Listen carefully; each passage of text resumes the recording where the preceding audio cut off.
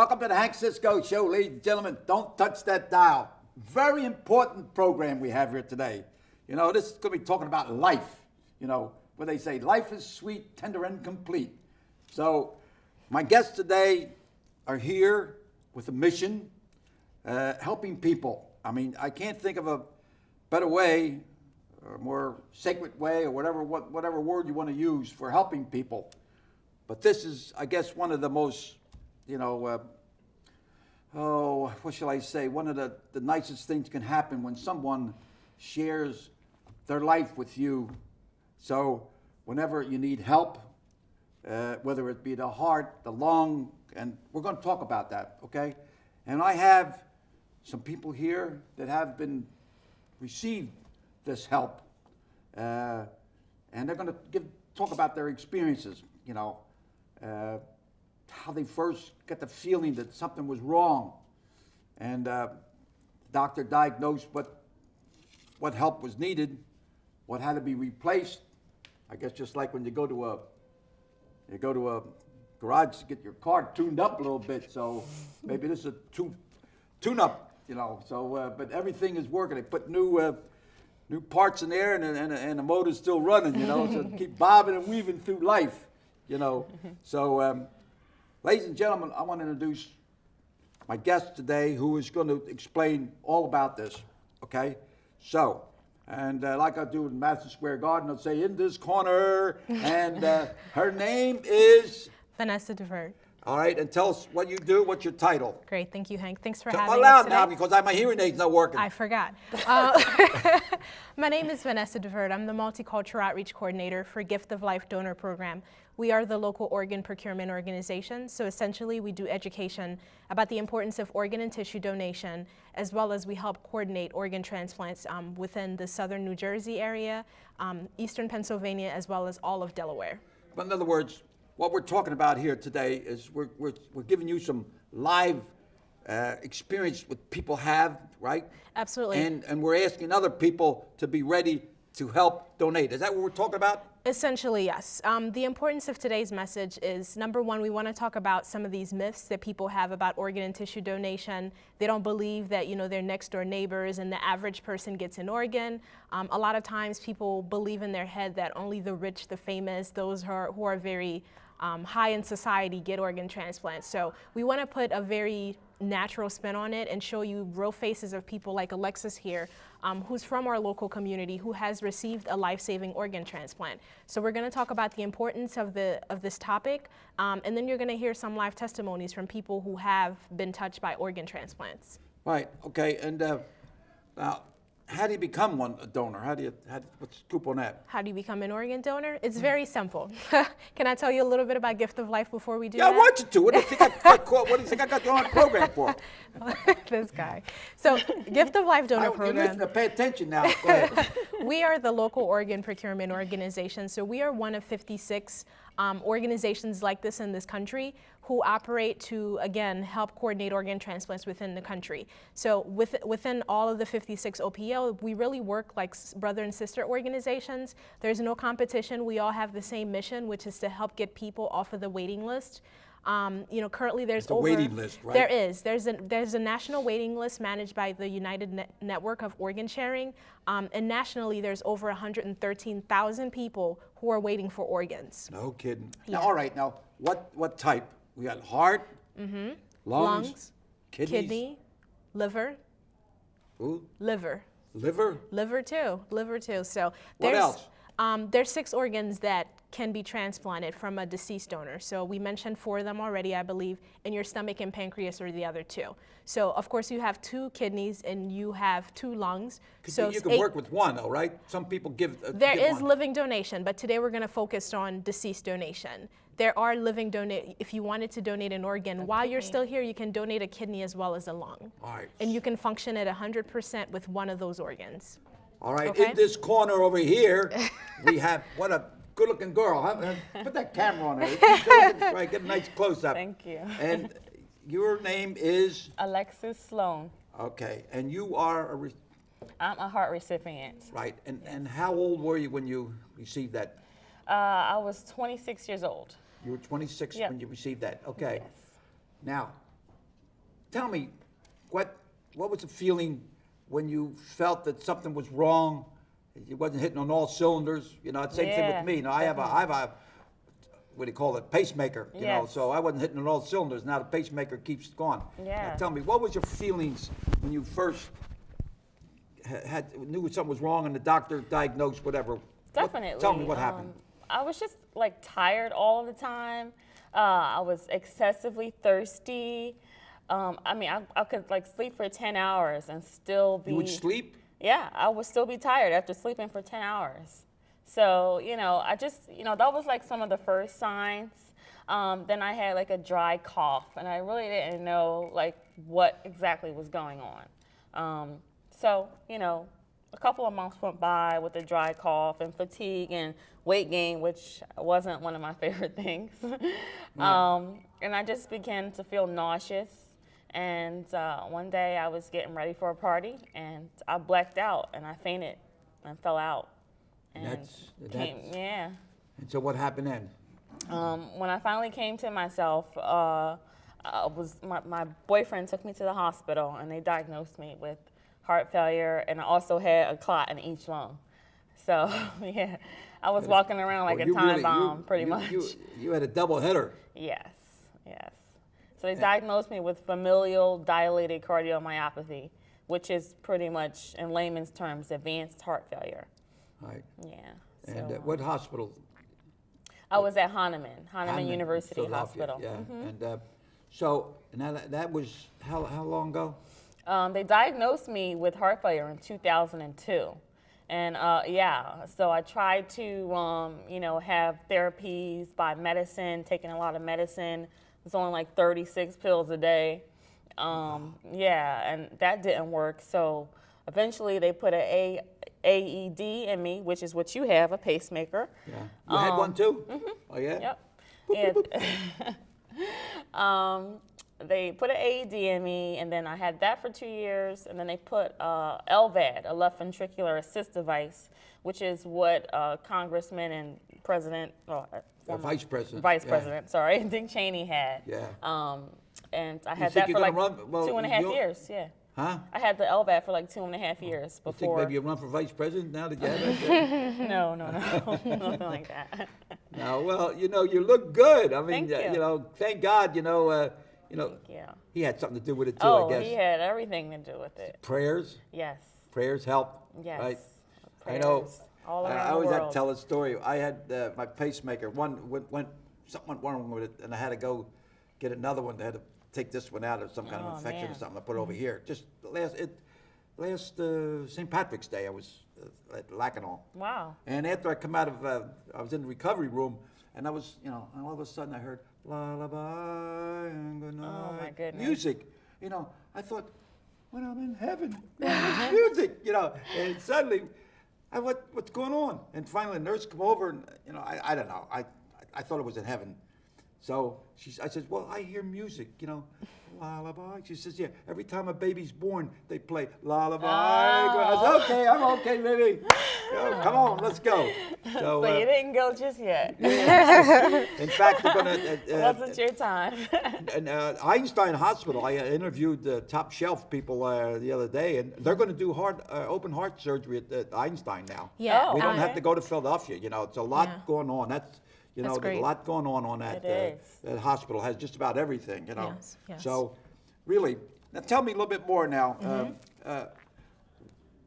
We named all the things that all the transplant. The organs that can be Yeah, transplanted? Yes. right. Yeah, we can go back to your original question, which was, you know, how do you become an organ donor? It's very simple. There's one or two ways that you can become an organ donor. The first and the most common way is that most people wait until their license or state ID is being renewed or issued. So when you go into the PennDOT offices, you would go and, you know, complete your paperwork, and one of the questions that they ask you throughout the process is, do you wish to be an organ donor? And that's one opportunity for you to say yes. So what happens is when you say yes to that question, you will have that designation on your driver's license or state ID. So that is first person consent to saying, you know, in my passing, if I have an opportunity to save somebody's life, I want to do this. And the second way that you can do it is you can actually do it online today. You can visit our website, which is www.donorsone.org. Click on the respective state, and then you walk through a very short, maybe 60-second. You're pretty knowledgeable. You know that, right? You go through a I remember all this 60-second, you complete probably about 4 or 5 fields, and then you'll go into the PennDOT system, which will also be first-person consent. So those are the 2 ways that you become an organ donor. And, is there a cost to that or what? There is zero cost to that. It is absolutely free. The process is super easy.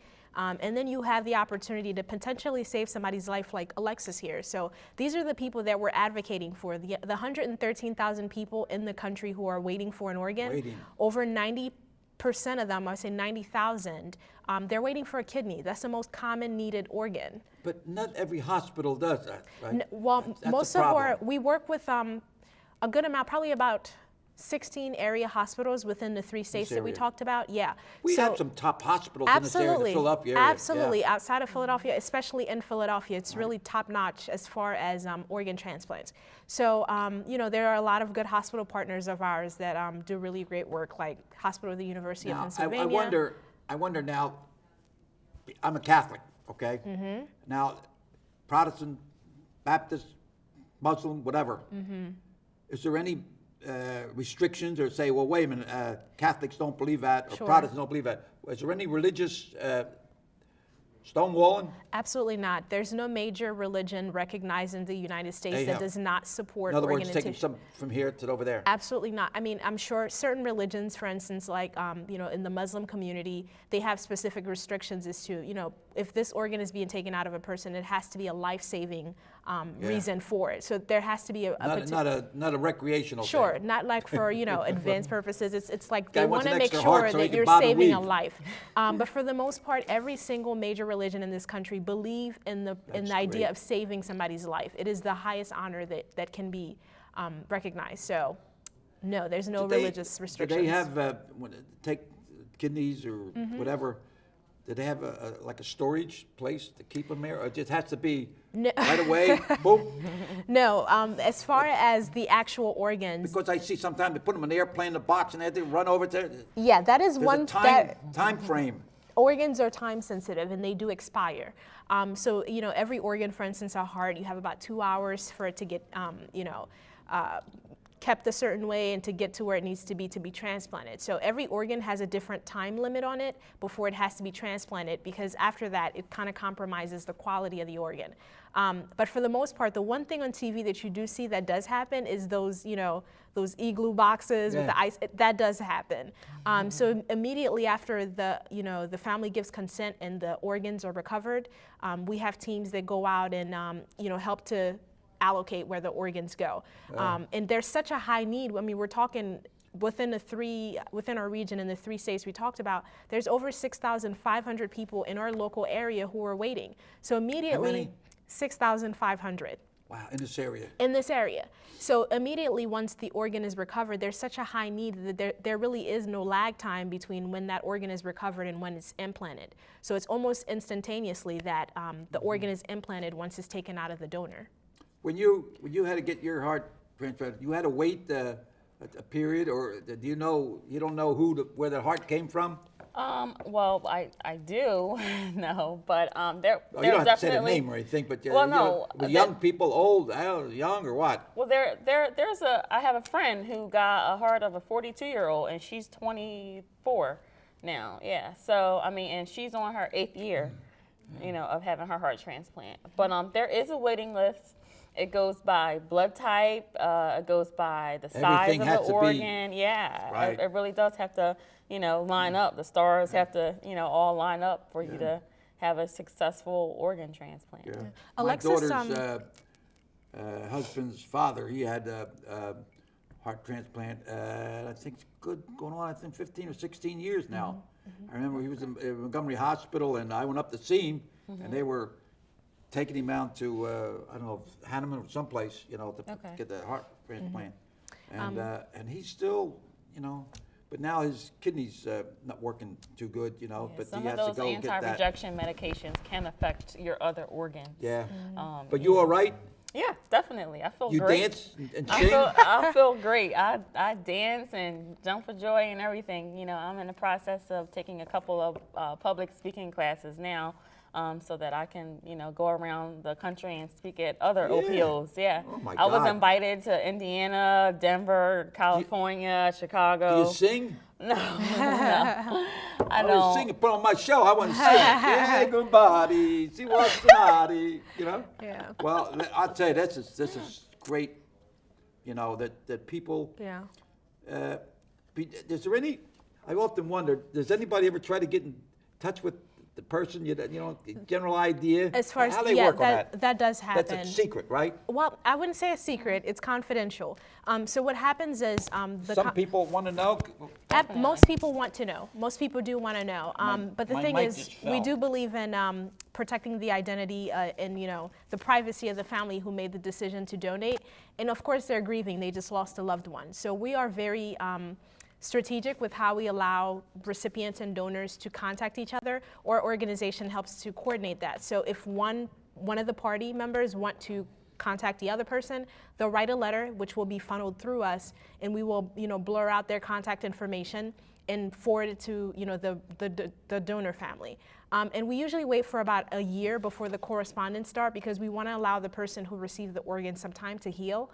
And we want to allow the donor family some time to grieve. So we are very strategic with how we allow them to contact each other. But one thing that Alexis brought up that I definitely want to make sure we touch on is who can become an organ donor, right? Really important question.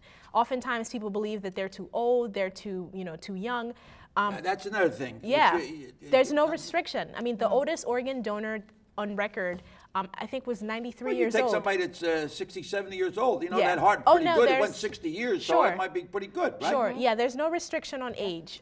You can be as old as you want to be. Please designate it on your driver's It has license. to be healthy, though.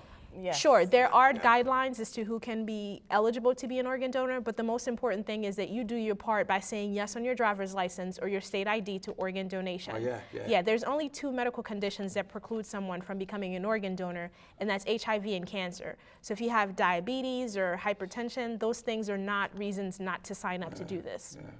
All right. Now tell me, I know we spent a lot. What do you want people to know about this and how they can help, like a short message? Sure. Because I got 2 more people that Yeah, that I wanna absolutely. If we talk. can wrap this up What we're today, talking I about. want people to walk away with that organ and tissue donation save lives. It's important. One person can save up to 8 lives. So the most important thing for you to remember is the next time you get your ID, say yes to organ and tissue donation. And if you can't wait, visit our website, donors1.org, and sign up today.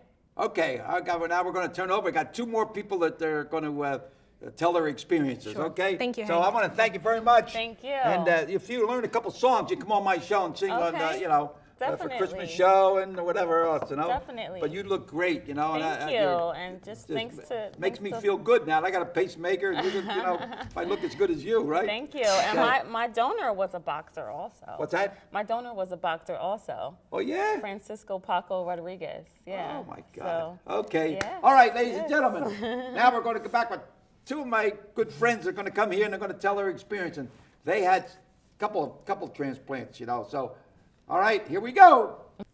Okay, we have 2 more people that received help. Okay, and organ, they got new organs placed in there. Okay, so that's one way of saying it. Okay, now.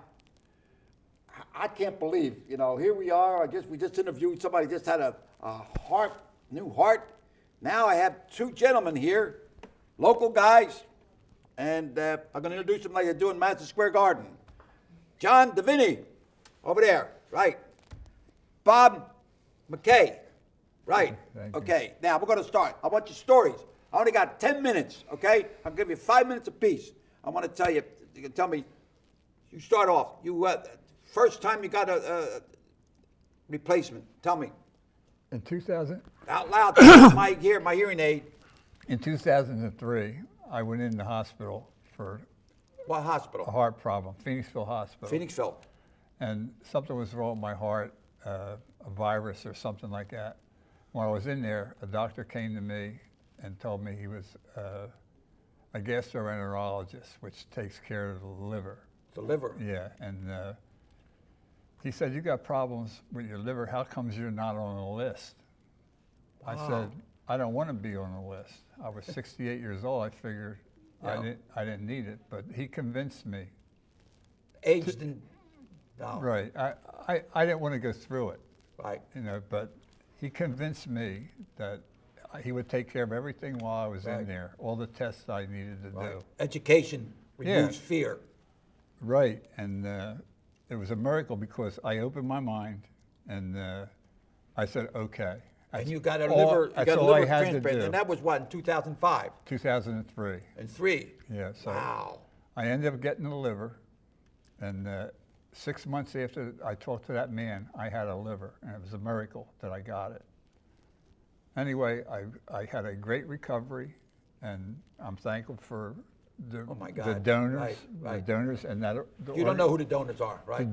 donate life. Yeah, right here, that's what what- this whole program's about. Yeah, what- We want people that, donate, Them You feel people- healthy, help somebody else. They call you up and they'll tell you what's wrong with the liver. If there's anything wrong with it, they'll ask you if you want it. Some livers have hepatitis C, and a person with hepatitis C can get a hepatitis C liver, where other people can't take one that has hepatitis Oh, C because okay. it'll hurt them. Anyway, Well, how about this kidney? You got a new The kidney then? kidney- What happened, how long after that? okay, in 2010, somebody told me through blood work that I was in the last stages of kidney failure.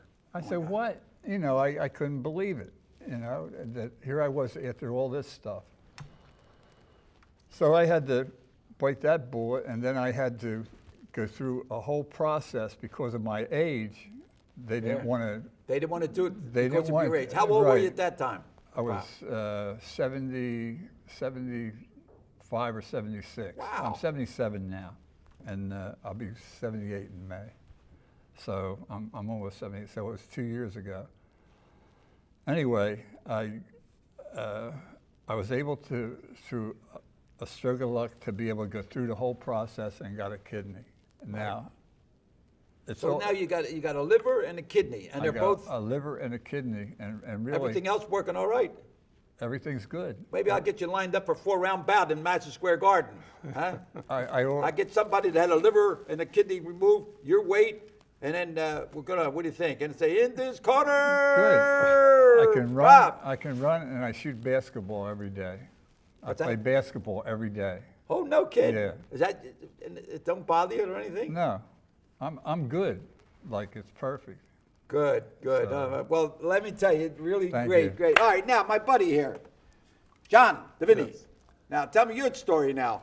Now you got these sunglasses on there. I understand you just had some surgery. Yeah, I just had surgery done And to the my bright, eyes. bright And lights here these will lights hurt. affect them, Okay. yeah. But you're no Outside. big celebrity, No, with the, no, no. no. You know what's that? The guy that Spring String or the guy Spring Stream. String Bruce Beans or something? The guy, yeah, he was a glasses. Is that his name? No, String Bean? no. Or whatever it is. I don't know. Springfield. Springfield. Yeah. What did they? Bruce Springfield. Give him my regards. don't- Okay. Now, Well, tell me your story. From the first time that you had any kind of problem, you thought that you went to the doctor and the doctor says, look, you need this, you need that. What's your problem? well, I never had a problem. I went for a physical. And that's when, through blood work and all, they discovered I had a liver problem. And here I had cirrhosis, but I didn't know it. There was no symptoms. So I got treated for it for 2 years. And it didn't improve, it got worse. And then in 2005, I developed cancer of the liver. The liver.